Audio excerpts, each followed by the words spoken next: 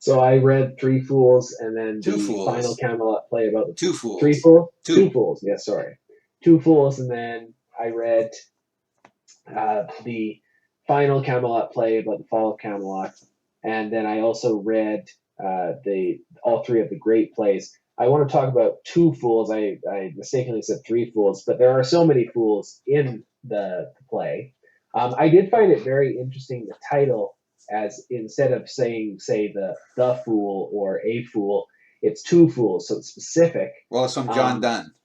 It's from the. Sorry. It's from one of the. There are two epigraphs. One is from John Donne's The Expiration, so that's where it comes from, I believe. Two fools, Yeah. and it means the fools, interior and exterior of people, meaning that everyone basically in the play is a fool. But there are two types of fools that people are. So it's not talking Yeah. about two individual characters that are fools in the play. It's that everyone is a fool, and there are two different types of fools that we are.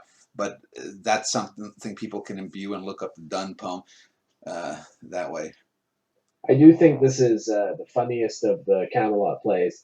Um, it even has sort of a sitcom timing to some of it, where people are arguing and then they are shutting the doors on the other and calling them idiots. Mm. Um, is this Sir Gawain appears in all five of the Camelot plays, if I'm not mistaken, correct? I think he appears in four of the five. The middle Four of the one. five. I think the middle one with Queen Guinevere. He might not. He might be mentioned, but he might have just a cameo in one of them. But yeah, this is a play where he gets his resolution to his main arc. Although he does appear at the end of the last play. Well, just give a exegesis of the plot, and then I also wanted to ask you. In the larger Camelot scope in all five of the plays.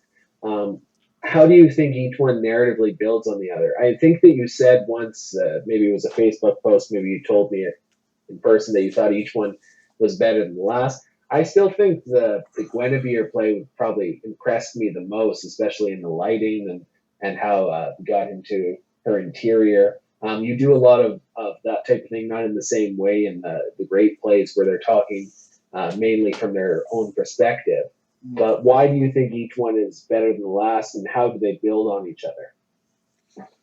Well, they build on each other because they reference the events in the past. For example, the Guinevere stuff with Sir Dagonet comes to a head here. Dagonet ends up being killed. Well, no, not that's not in this play. That's in the next play.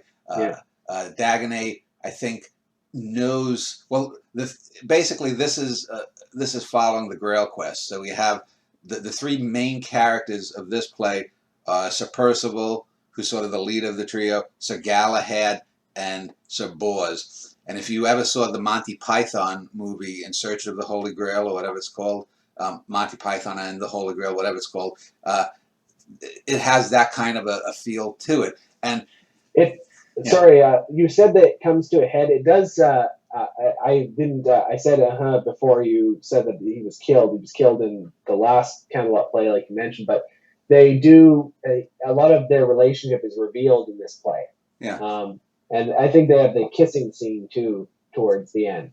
yeah. Well, I mean Dagonet was a minor character in most Arthurian myths, but in writing him, he felt it felt good to have him come out as the person who knows that everyone. He's called the Fool by that's his title, the court jester or the Fool. Well, actually, he is a jester, but everyone calls him the Fool, which he's not. But he obviously is probably the most self-aware outside of maybe Sir Gawain and Sir Azrael. He's the most self-aware person there.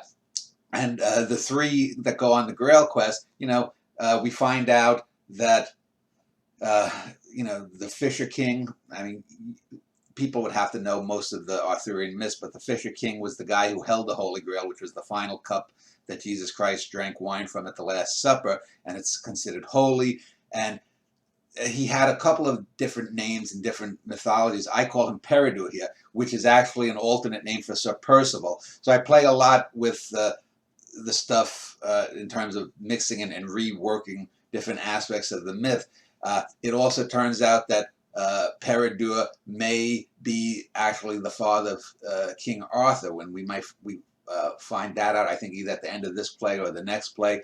The trio basically go off to the Holy Land. They get the Grail from the Fisher King. They go off to the Holy Land. In this the main story, and then basically they come back. Sir Bors is the only survivor at the end of the play here. Sir Galahad, who's the son of Launcelot, who I basically make fun of earlier in the cycle, he pulls a true narcissist thing. He's looking at his own reflection in the ocean at the boat, and then he falls over, and no one notices that he's fallen over and drowned.